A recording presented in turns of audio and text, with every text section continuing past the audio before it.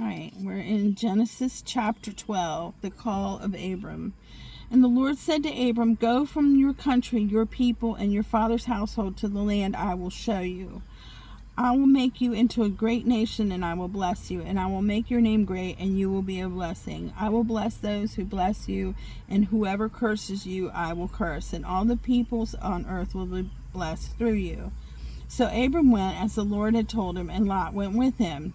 And Abram was 75 years old, and he set out for Haran. And he took his wife Sarai and his nephew Lot, all the possessions they had accumulated, and the people they had acquired in Haran. And they set out for the land of Canaan, and they arrived there. And Abram traveled through the land as far as the site of the great tree of Moreh at Shechem. And at the time the Canaanites were in the land. And the Lord appeared to Abram and said, "To your offspring I will give this land." So he built an altar there for the Lord who had appeared to them. Now remember, we just said that Sarai can't have children, and he's promising his offspring the land of Canaan, right? So from there he went on toward the hills east of Bethel and pitched his tent, with Bethel on the west and Ai on the east. And there he built an altar to the Lord and called on the name of the Lord. Then Abram set out and continued toward Negev. Now when there was a famine in the land, Abram went down to Egypt to live there for a while, because the famine was severe.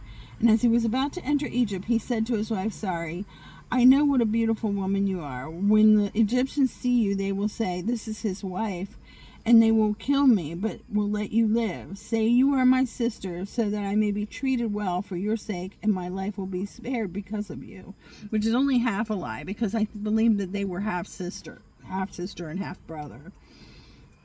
And when when Abram came to Egypt, the Egyptians saw that Sarai was a beautiful woman, and when the Pharaoh's officials saw her, they praised her to Pharaoh, and she was taken to his palace. And he treated Abram well for her sake. And Abram acquired sheep and cattle, male and female donkeys, male and female servants, and camels. But the Lord inflicted serious diseases on Pharaoh and his household because of Abram's wife Sarai. So Pharaoh summoned Abram. "What have you done to me?" he said. "Why didn't you tell me she was your wife? Why did you say she's my sister, so that I took her to be my wife? And then here is your wife. Take her and go." And Pharaoh gave orders about Abram to his men, and they sent him on his way with his wife and everything he had. So the thing of it is, my understanding, and I hope I'm right on this, is that if they had thought that Sarai was Abram's wife, they would have killed him so that they could take her.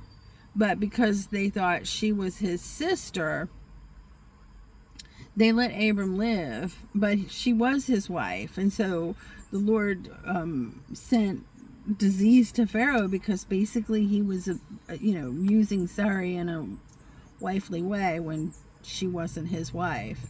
And Pharaoh apparently figured that out and said to Abram, "What have you done?" But he didn't kill him. He gave Sarai back to him and let them go on their way, and gave them cattle and so on and so forth, all these things. So the Lord did spare Abram and Sarai from Pharaoh.